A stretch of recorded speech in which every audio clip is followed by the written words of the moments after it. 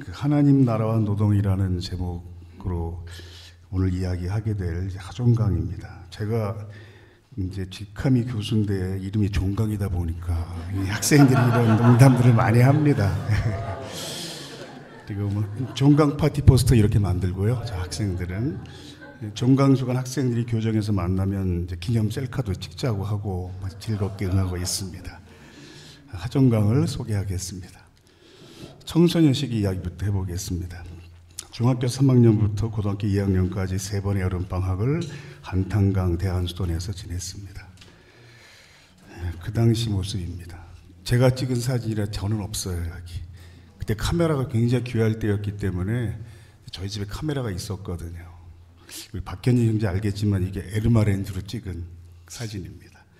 여긴 제가 있습니다. 왼쪽 3번째 중학생이 바로 접니다. 제가 현상 인화 확대해서 만든 거라 그 노란색 그 작도 있잖아요. 좀 삐뚤게 잘랐네요, 지금 보니까. 밤이 되면 어둠이 고치의 질감으로 주변을 감싼다는 표현이 실감날 정도로 깜깜한 숲속에 들어가서 철야 기도를 했습니다. 숲속에 가면 밤에 요 코앞이 안 보이잖아요. 이렇게 표현하더라고요. 성경을 읽다가 찬송을 부르다가 귀신을 만나기도 하다가 이윽고 새벽녘에 득도했다는 착각으로 발바닥이 땅에 닿지 않는 느낌으로 산을 내려온 적도 있었습니다. 그러니까 저에게 이런 보수적 복음주의 신앙의 뿌리가 있다는 거죠. 그러니까 제가 기독교적 배경이 전혀 없이 노동 문제만 공부하거나 노동을 한 사람은 아니라는 걸 말씀드리려고 이런 얘기를 했습니다. 청년 대학생 시기에는 이제 대학에 들어가 기독학생회 학보사 문학 동아리에서 활동하면서 박정희 유신 정권에 반대하는 학생운동에 참여했습니다. 그때 이념 서클이 아직 생기기 전이었어요. 종교 동아리가 가장 과격했습니다. 기독 학생회, 가톨릭 학생회, 불교 학생회. 그래서 이제 거리에 나가서 흔히 가투라고 합니다. 뭐 밧줄소 타격한 날 우리끼리 그런 얘기를 했어요. 야, 이슬람 동아리까지 있었으면 오늘 완전히 박살났겠다. 저희가 이렇게 얘기하기도 했습니다. 1학년이었던 14년 봄 기독학생회가 주최한 유신헌법 반대 시국 예배가 학생이 가장 많이 오가는 교정 한복판에서 열렸습니다. 사일 맡은 기독학생회장 선배는 사람들 가운데 홀로 서서 찬송가를 부르기 시작했죠. 그게 이겁니다. 끝도 없이 무릎 꿇는 그 복종 아니요 운명에 맡겨서 하는 그 생활 아니라. 이게 그 당시 찍은 사진입니다. 여기 등을 보이는 청년이 바로 접니다. 지도교수가 그때 교무처장님이었는데 끌려나가기 직전의 모습이에요. 선배는 끌려나가면서도 계속 찬송가를 불렀습니다. 그 찬송이 바로 이겁니다. 어느 민족 누구게나 결단할 때 있나니 참과 거짓 싸울 때 어느 편에 설 건가. 그 뒤 50년의 세월이 지났는데도 이 찬송가를 부를 때마다 창피할 정도로 목이 메어 끝까지 부르기가 어렵습니다. 아마 오늘도 그럴 것 같아요. 제 강의 이렇게 말로만 설명해드리는 걸 다 글로 보여주는 친절한 강의입니다. 이렇게 만든 이유는 우리가 온라인 강의를 2년 넘게 하면서 코로나19 때 청각장애인 수강생에게를 돕기 위해서 이렇게 다 만든 겁니다. 그래서 혹시 여러분 중에 청각장애가 있는 분이 계셔도 그냥 가만히 보고 계시면 90% 이해할 수 있는 자료예요. 그래서 강의 이야기 들으시다가 우리 수준을 뭘로 보는 거야, 유치원도 아니고 이런 느낌 드시면 그렇게 이해해 주시면 고맙겠습니다. 이게 74년 4월 20일 첫 번째 제가 데모를 주동했던 모습입니다. 제가 학보사 기자였고 문학동아리 활동을 했으니까 이제 글빨이 좀 있잖아요. 그래서 학생들이 모여서 성명서를 다음 날까지 하나씩 써오기로 했습니다. 다음 날 선배들이 쭉 읽더니 제 걸 선택한 거 이게 제일 잘 괜찮다. 그러면 쓴 놈이 읽어라. 이렇게 된 거예요. 그래서 이날 운명이 갈렸죠. 그래서 이날 잡혀가지 않았으면 제 인생이 달라졌을 겁니다. 평범하게 살 수 있었을 텐데 이런 일 했다고 잡혀가니까 그 다음부터 평범하게 살 수가 없는 겁니다. 그래서 신앙생활은 열심히 했어요.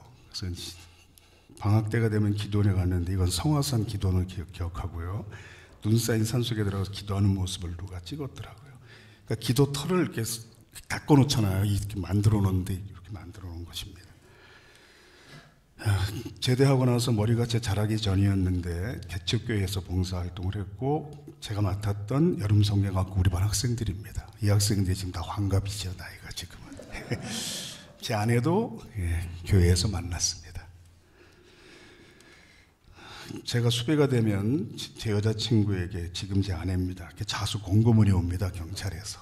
빨리 자수시켜서 광명 찾게 해라. 제가 썼던 칼럼 내용 중에 일부를 소개하겠습니다.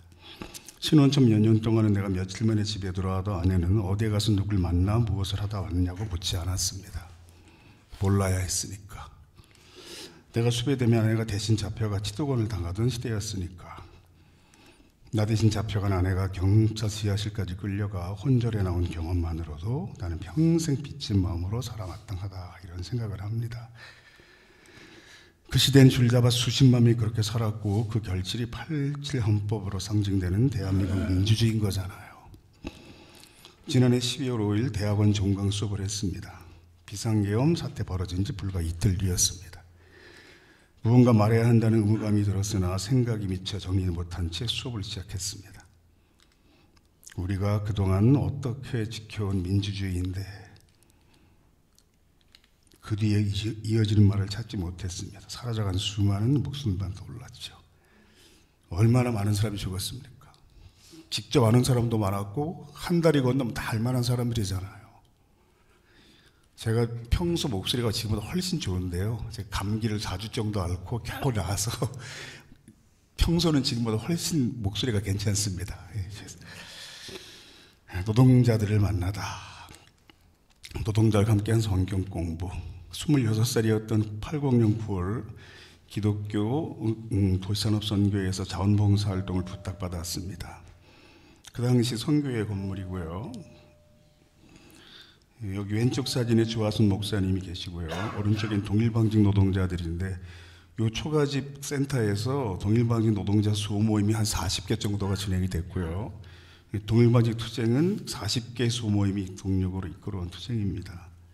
왜 선교회 사무실을 초가집에 마련했을까요? 선교 대상과 같은 수련에서 생활하고 활동한다는 원칙 때문입니다. 그래서 그냥 흙바닥에 불퉁불퉁한 흙바닥에 사무실이 그냥 철제 캐비넷 책상 놓고 일 봤습니다. 가톨릭 예수회도 이런 원칙을 가지고 있더라고요. 그래서 그 푸른 눈의 신부님들이 오면 똑같이 판자촌에 살잖아요. 정의로 신부님 이런 분들. 노동자 성경 공부에 참여의 그 내용을 빠짐없이 녹음하고 기록하는 것이 내가 맡은 역할이었습니다. 모임 첫날 누가복음에 돌아온 탕자의 비유에 대해 공부했습니다. 그게 오늘 본문 말씀으로 선택한 이유입니다. 각자 느낀 가장 중요한 대목에 대해 이야기해 보기로 했을 때 나는 그 정답을 알고 있다고 생각했죠. 어릴 때부터 목사님 설교를 여러 번 들었잖아요.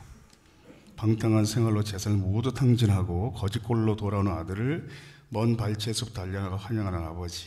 그 아버지처럼 우리 모든 죄를 용서하시는 하나님의 크고 넓은 사랑. 전 이게 정답이라고 생각했어요. 성화도 대개 보면 그런 장면이 많고 오른쪽 성화 굉장히 유명한 성화죠. 이거 가지고 한 2시간 설교할 수도 있습니다. 고관에서 자랐다는 10대 여성 노동자가 자기 순서가 됐을 때 말했습니다. 재산을 모두 탕진한 아들이 돼지 먹이인 쥐염 열매라도 먹으려고 하는 순간 나는 이 부분이 클라이막스 같아요. 아버지께 돌아가자. 이때 깨달았잖아요.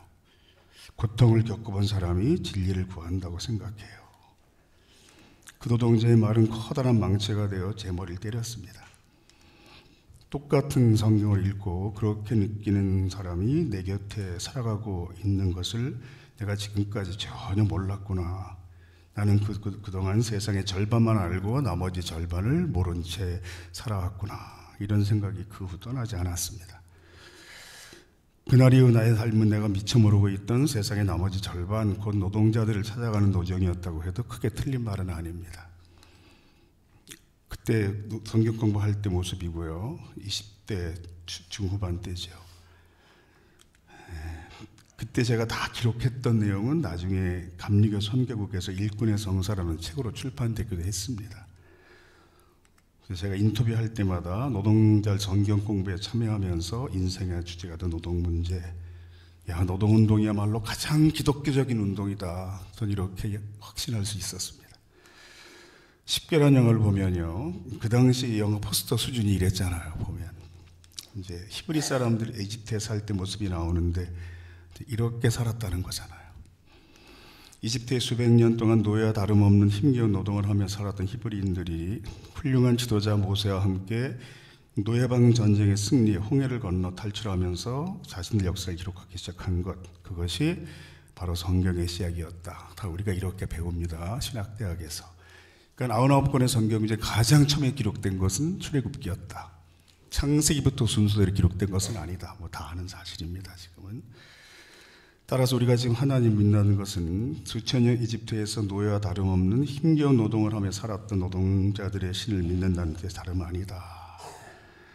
그래서 그 당시에 이제 문익환 목사님, 서남동 박사님 이런 분들이 정말 죽기 얼마 전까지 같이 와서 한 2, 3년 동안 우리 성경 공부를 지도했습니다.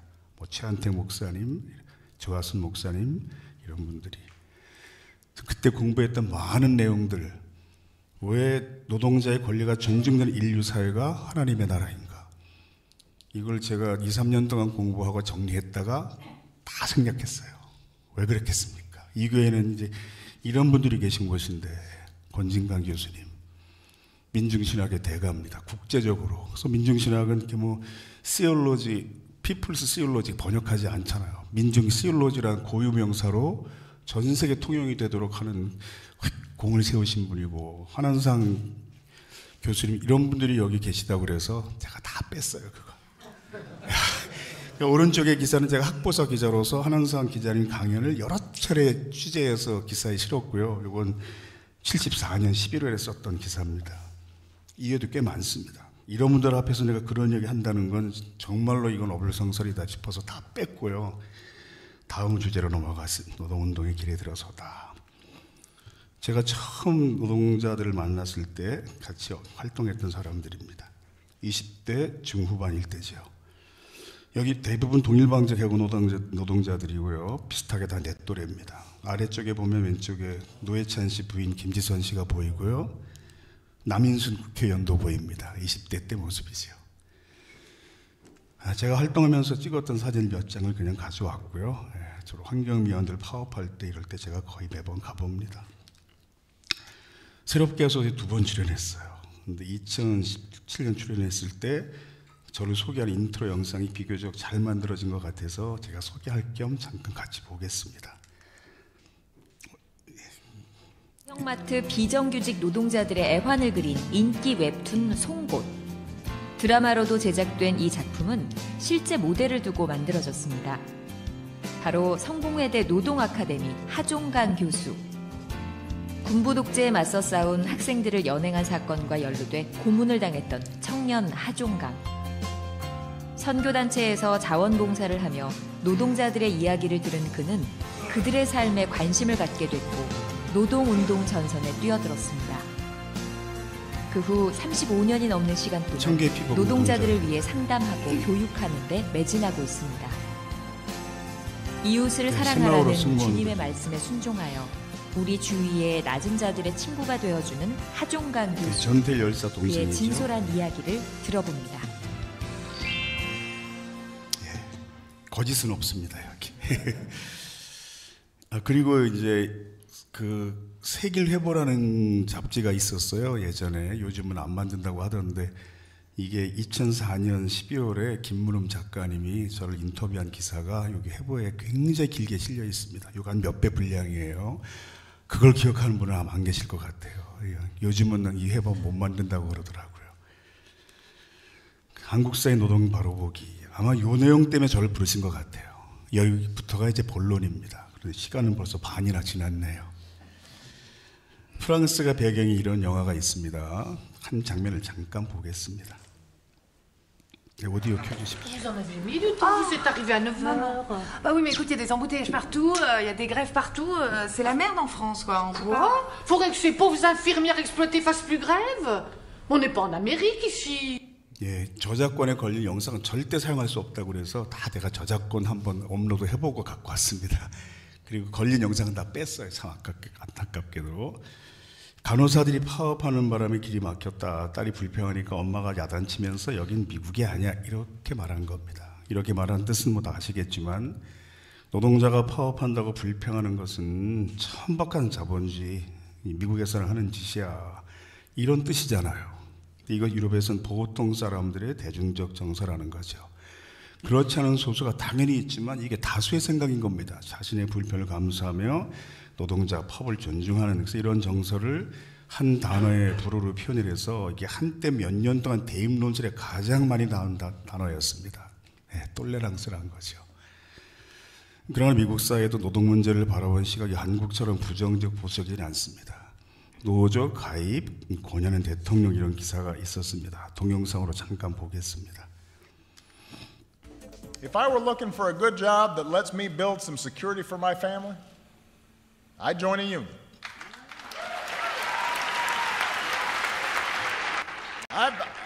I travel a lot. I've been to countries that don't have unions, that prohibit unions. That's where you've got still child labor. That's where you have terrible exploitation and workers are constantly being injured and hurt and there are no protections. And that's true for everybody because there's no union movement. If I wanted somebody who had my back, I'd join a union. 근데 이것은 이제 오바마 개인의 생각이 아니라 미국의 리버럴 정당 민주당이 노동 문제를 바라보는 기본적인 시각인 거잖아요. 바이든은 이렇게 말합니다. 월스트리트날 만든 게 아닙니다. 중산층이 만들었습니다. 그 중산층은 노동조합이 만들었습니다. 한국사 이렇게 말했던 거에 빨갱이 취급당합니다. 아직까지 한국사 이런 장면을 볼 수 없었습니다. 미국이 노동자 권리를 존중하는 나라라는 뜻이 아니라 한국사의 노동 문제에 대한 시각은 철저한 자본주의 시장 경제 체제인 미국보다 훨씬 더 부정적 보수적이라는 뜻입니다. 근데 우리가 모두 그런 사회에 태어나 지금까지 살아온 거죠. 한국처럼 노동이라는 단어를 혐오하는 사회는 찾아보기 어렵습니다. 전 세계 모든 한자 사용권 나라들이 달력에 5월 1일 노동절을 표기합니다. 우리는 근로자 날로 표기합니다. 국회에서 노동부 장관을 근로부 장관이라고 부르는 국회의원이 있었습니다. 남재시가 노동부 장관일 때였습니다. 그러니까 노동부 장관이 나는 근로부 장관이 아니고 노동부 장관입니다라고 답했죠. 그래서 국회의원이 그런데 왜 노동절이 아니고 근로자 날입니까? 따져 물은 것이 한 30여 년 전입니다. 김영삼 대통령이 있었을 때. 여기 젊으신 분들은 한 번도 본 적이 없는 대통령입니다. 근데 이승만 때도 그 명칭은 노동절이었어요. 이거 쿠데타 이후에 국가재건 최고회의가 그러니까 지난 비상계엄이 성공했으면 이제 국회 기능이 정지되고 이런 입법기구를 만들고 했다는 거잖아요. 여기 의장이 박정희 씨였습니다. 거기서 명칭을 만든 거예요. 그 뒤 정권이 몇 번이나 바뀌었지만 어떤 정부는 이걸 다시 바꾸지 못하고 있는 거죠. 지난 문재인 정부 때 총리까지 나서서 5월 1일 노동절이 맞습니다. 법을 개정하겠습니다 약속했지만 국회 통과되지 않았습니다. 180석이 있어도 이게 안 되는 게 대한민국 사회. 이렇게 노동이라는 단어를 거부합니다. 제가 이 책을 냈을 때 TBS가 한 시간 소개하는 시간을 편성했습니다. 제가 방송에 나가서 이런 얘기도 했습니다. 대만, 중국, 일본의 학자가 쓴 논문에 보면 노동자 1000명당 노동 손실수라는 통계가 나옵니다. 노동력 관련 논문에 가장 자주 나오는 통계예요. 대한민국의 공무원들이 또는 교수들이 이 논문을 번역할 때 이 통계를 뭐라고 번역할까요? 근로자 1000명당 근로 손실수로 번역합니다. 같은 논문을 이렇게 노동이라는 단어를 거부합니다. 왼쪽에 이제 하리메라는 가수, 오른쪽에 세라라는 가수와 같이 진행했던 방송이 있었습니다. 일하는 그대 리스펙. 7번 제작했던 프로그램입니다. 마지막 회에서 제가 했던 설명 잠깐 들어보겠습니다. 동영상입니다. 우리나라는 왜 그렇게 노동을 좀 천시하는 풍조가 있을까요? 노동자란 말도 싫어하고. 그러니까 노동을 천시하는 거에 더해서 좀 두려워하죠, 사람. 근데 전세 유일하게 우리나라만 그렇거든요. 네. 그 지금 분단이라는 특별한 정치 상황이 70년 넘게 지속되는 나라는 전 세계 우리밖에 없거든요. 근데 이북에 있는 집권당의 명칭이 노동당이고 발행하는 신문도 노동신문이니까 네. 우리는 노동이라는 단어에 대한 극도의 두려움 이런 게 트라우마처럼 남아있는 거죠. 근데 이런 상황 우리밖에 없거든요, 전 세계에. 네. 이런 얘기 이렇게 하면요. 어디서 불순 세력 아니야? 이런 시각이 있잖아요. 빨갱이. 다른 나라는 이렇게 무시해도 불순 세력이야? 이렇게 두려움은 없거든요. 네. 이게 평소 제 음성입니다. 이런 특이한 정서를 무슨 컴플렉스라고 합니까? 레드 컴플렉스입니다. 전 세계에서 레드 컴플렉스가 가장 마지막까지 가장 강력하게 남아있는 사회가 대한민국입니다. 지난 비상경의 가장 중요한 핑계도 실체가 불분명한 종북 세력 척결이었잖아요. 대한민국 사회에서만 내세울 수 있는 이유입니다. 독일의 초등학교 교실 풍경입니다. 30여 년 전에 찍은 사진이 무엇을 하고 있는 모습일까요? 실제 노사관계에서의 거의 똑같은 모습이 있습니다. 단체 교섭입니다. 노사가 마주보고 노동 조건을 협의하는.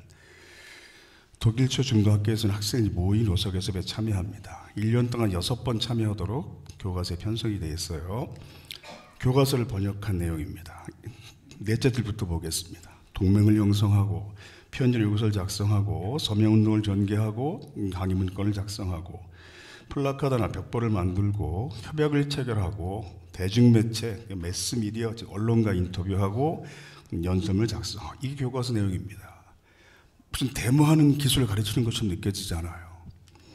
프랑스는 시민교육 과목에서 노동교육을 합니다. 독일은 정치 과목에서 주로 많이 해요. 초등학교 교과서를 보면요. 시민교육 교과서에 일, 노동, 권리라는 대단원이 있습니다. 노동 문제를 가르치는 단원이에요. 교과서 전체 4분의 1 정도 비중이고 그 안에 수십 개의 소단원이 있는데 내용을 보면 민주노총 금속노조 교재보다 훨씬 더 과격합니다. 이러한 노동교육을 받고 노동자, 경영자, 언론인, 정치인, 종교인이 된 사회, 그렇지 못한 사회에서 노동문제 이해하는 수준은 거의 산 것과 죽은 것만큼의 큰 차이가 생길 수밖에 없고 이 차이가 평생 갑니다. 그러니까 이런 이야기를 들으면서 발끝만큼이라도 뭔가 생각이 달라지는 기회가 한국 사회 구성은 거의 없어요. 여기니까 가능한 겁니다. 제가 시간 관계상 두 나라에만 들었을 뿐인데 많은 나라 학교에서 노동교육을 매우 중요한 비중으로 시행하고 있습니다. 우리만 하지 않았어요. 그동안.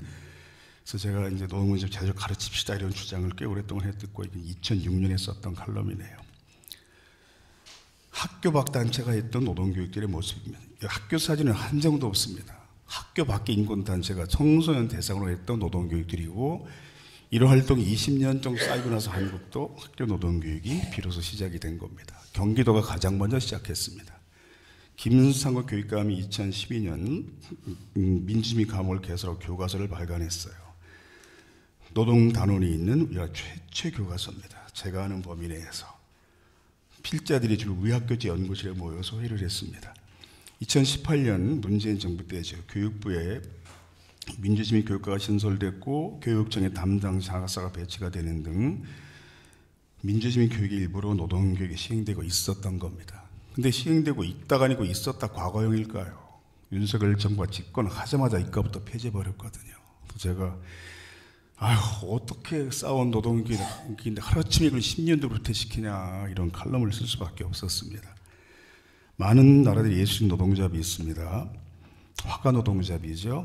음악가 노동조합입니다. 영화배우 노동조합입니다.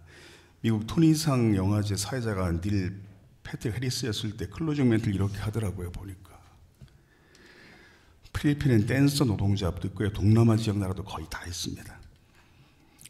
소방관 노동조합도 있습니다. 호주 소방관 노조 집회에 참석한 모습이에요. 제가 이 나라를 무시해서 하는 말이 아니라 이렇게 작은 나라도 소방관 노조는 수십 년 전부터 있었습니다. 이 말은 노동조합에 대해서 우리가 훨씬 더 후진국이었다는 뜻이죠. 문재인 정부 들어 법이 개정되면서 소방관 노조가 합법적으로 출범을 했습니다. 경찰 노동조합도 있습니다. 파리 올림픽 당시 프랑스 경찰 노조가 여러 차례 집회를 열더라고요. 경찰들이 과로했으니까 올림픽 때문에 오륜기를 이렇게 수갑으로 아주 멋지게 잘 그렸더라고요. 캐나다에도 활동을 하고 이 사진은 캐나다 경찰 노조가 정부의 항의의 표시로 유니폼 바지만 우스꽝스럽게 입고 근무하기 단체행동할 때 모습입니다. 영국은 정복엔 비밀요 노조에 가입합니다. 그래서 MI6에 스파이 노조가 있어요. 물론 익명으로 가입합니다. 그래야 우수한 인력이 스파이로 들어온다 이런 취지입니다. 프랑스는 판검사 변호사 노조가 있고 파업도 합니다. 이거 2021년 프랑스 판사 노조가 파업할 때 모습을 기억하는데 그 파업을 통해 판사 인력이 대폭 증원됐고 사건당 배당 시간 길어지니까 판결은 한결 더 공정해진 거죠. 판사계 엄청난 또 분도 여기 계셔서 참 말하기 그렇지만 서울 민사지방법원 통계를 보니까요. 한 사건당 하루 평균 재판 시간이 3분입니다. 지금. 1년에 판사가 600건 정도의 판결을 해야 돼요. 독일 판사의 업무 5배 이상 많습니다. 미국 판사보다 2배가 많아요. 날림판결 나올 수밖에 없는 구조입니다, 한국은. 제가 서울중앙지방법원 조지영을 20여 년째 하고 있거든요. 요즘 어떻게 지내세요? 그냥 가벼운 형식적으로 하는 인사입니다. 젊은 판사가 정색으로 받았어요. 그것도 알면서 물어보세요. 완전히 삼지산업입니다, 판사 지금. 나 사건 수십 건 밀려 있어요. 판사 노조가 반드시 생길 겁니다. 10년 안에 안 된다, 그럼 100년 안에 됩니다, 그러면. 사회가 변화하는 방향이 있거든요. 한국사회 노동 문제의 시각이 다른 나라의 예를 찾아보기 어려울 정도로 거의 극단적으로 부정적 보수적인 이유가 뭘까요? 여러 가지가 있지만 오늘 한 가지만 말씀드리면요. 식민지 40년, 분단 80년, 군사정부 30년 등 왜곡된 역사 발전 과정을 거치는 동안 정치, 경제, 사회 문제에 대한 인식이 지나치게 극우 보수화됐기 때문인 겁니다. 그러니까 중세 농경사회에서 근대 산업사회로 변화하는 그 근대화 과정이 이렇게 진행된 나라가 대한민국밖에 없거든요. 그러니까 인류 사회가 수천 년 동안 농사를 지어먹고 살다가 지금처럼 뭐 공장이나 사무실 일하는 시스템으로 바뀐 게 불과 이게 한 200여 년 전부터입니다. 산업혁명 이후부터니까. 우리나라는 한 100년쯤 전부터죠. 구한말부터 산업화가 시작됐으니까. 이런 격동기의 근현대사가 이렇게 짜진 나라가 우리밖에 없는 겁니다. 중요한 사실은 비슷한 나라도 거의 없어요.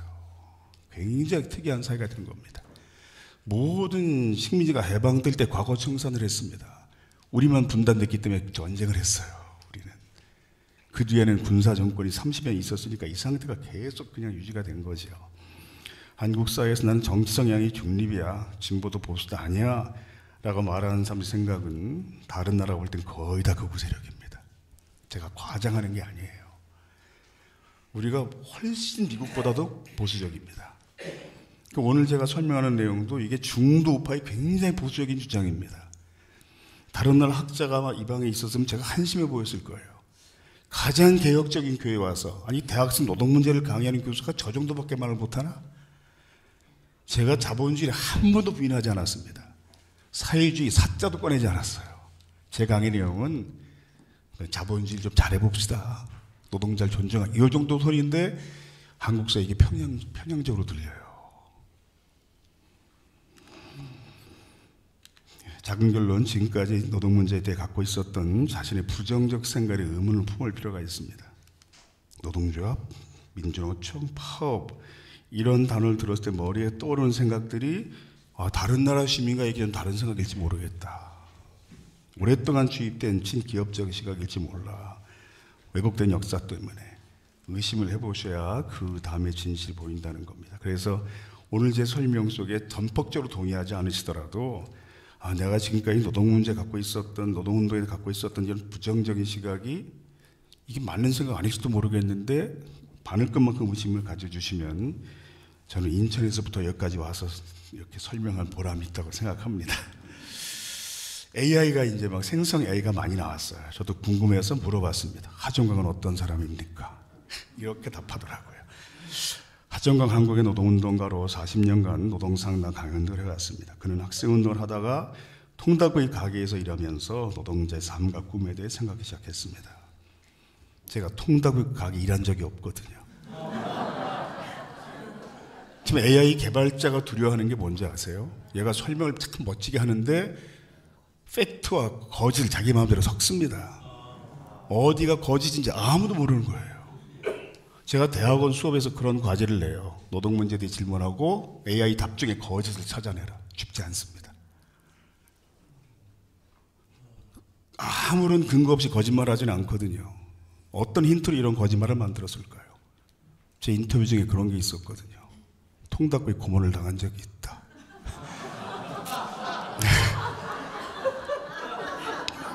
고문은 형태에 따라 이름이 붙어 있는데 뭐 통닭구이, 비녀꽃기 이런 고문이 있고 이게 정기고문, 물고문 전 단계인데 저는 정기고문, 물고문까지는 안 당했어요. 통닭구이, 비녀꽃기만 당해봤습니다. 사흘 동안.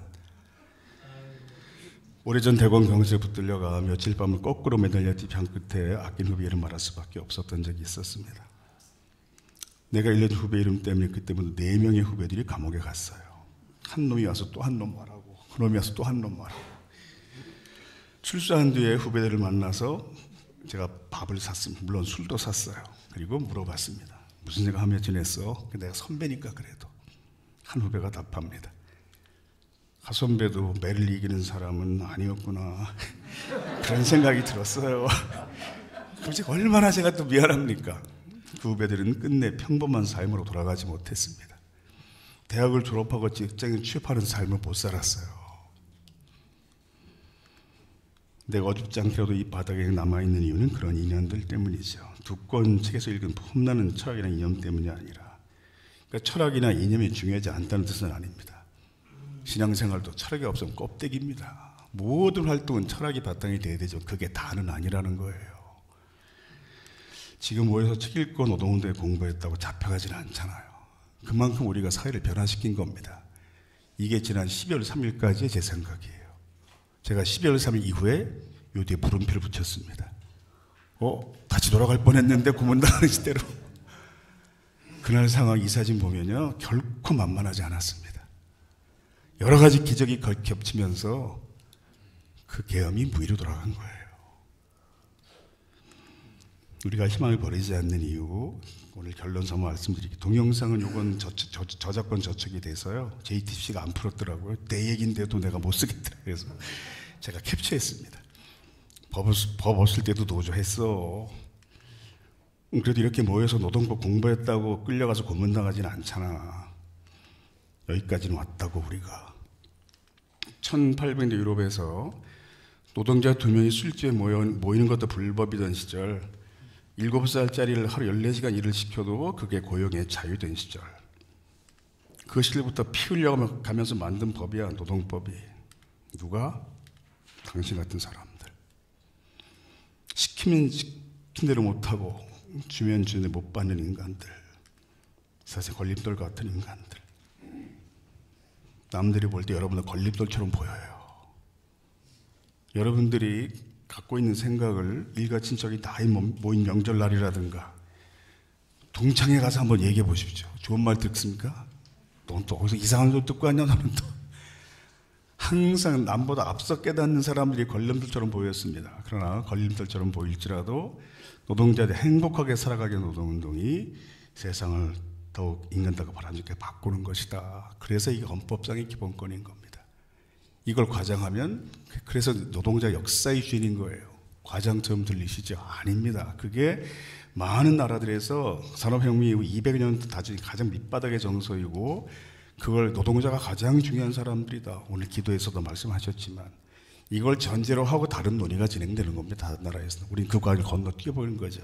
그래서 앞으로 노동운동을 보실 때 그런 시각으로 봐줬으면 고맙겠고요. 대부분이 또 피고용자 직장인들이 많을 테니까 자신의 권리 소중하게 생각하는 것이 개인의 삶의 질을 상상시킬 뿐 아니라 사회 변화의 동력이 된다. 이런 생각으로 살아가셨으면 좋겠습니다. 고맙습니다.